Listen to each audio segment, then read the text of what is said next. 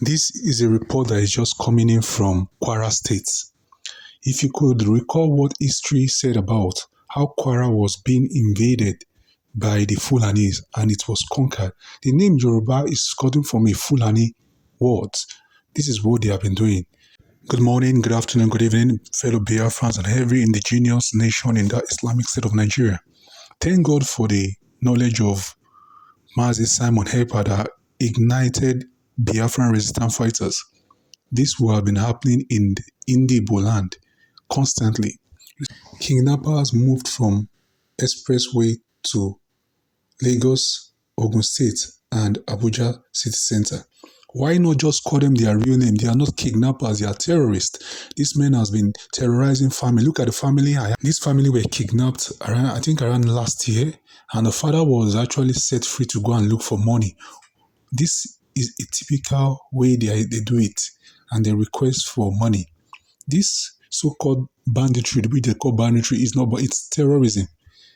These people were kidnapped from Abuja Express Highway. And look at how many children they have there. They have 4 children there. And when we tell them that the country called Nigeria is not a country, it's a company, they think we are playing, they think we are joking, or the world thinks we are playing about it. He said, I got this information from Michelle Fonsho. The family were kidnapped along Kaduna Road by Fulani kidnappers. The kidnappers demanded 60 million naira and later asked for another 100 million naira. The family has been murdered already by the Fulani, and the bodies were dumped along road. Why the wives and the children are still in captivity? Fulani tribe have been kidnapping Nigerians for ransom over years. Basically, no single one of them have been arrested or have been apprehended for years. And the people part is that they are mostly recruited into the Nigerian police. Recently, 222 were recruited in Kano State. Now, they are now going into the forest of different indigenous tribes. Another one is about the NYC program that was supposed to take place last year. And these people were going for the so-called NYSC, and they were kidnapped. 8 passengers, 1 were male and 2 female, and later released by the adopters, leaving 6 and the bus driver in bondage. 142 days later, the victim remained in captivity. This is what we are speaking about.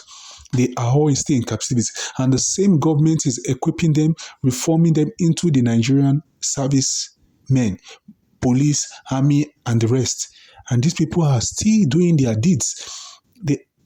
Those money they get from ransom, they use it to equip themselves, get more weapons and the rest. And the government is even sponsoring them. Lately, a family said, and Sarah reporters reported it, how terrorists dressed in army uniform invade my house, kidnap my wife and 4 children. In Abuja-based lawyer. This is happening in the capital of the so-called country, if it were a country. How do they get access to this uniform? Look at the graded weapon they use. How do they get access to them? We have to know that this is not just a religious war. It's ethnic cleansing of the indigenous people of the land. Both the Abuja people and every tribe in Nigeria. If you are not Fulani, and this has been going on for a long time, coming from the Sahel to where you call Mauritanian. Mauritania is the land of the black people, the Moors. But if you see there, they are mostly Caucasian, they are mostly light-skinned people. Not really Caucasians, they are light-skinned people. And 75% of those people there are black people. And they are using the Fulanis because they don't understand their history to cause Islamization, because basically the blacks have been used to cause Islamization all over the world. And the Fulanis, because they are ignorant of their origin or their history, they are nomadic people, and they keep moving and telling them that they are supposed to carry out jihad. This is the jihad they are doing in Nigeria. Look at how families have been destroyed and life and property are gone. The one I showed you earlier is what is happening in Kwara State this morning. It is not yesterday, it is this morning. And their properties has been destroyed. This, if you could recall last year, they wanted to have this, the Yorubas wanted to have their traditional festival. The Kwara Âŕmy said it is a Muslim land. Is there also like a Muslim land that they cannot have a country that is governed by law and order that has a constitution, that has freedom of speech, freedom of religion, freedom of movement, and you have the audacity to say it's a Muslim land. You can't do whatever your traditional things are.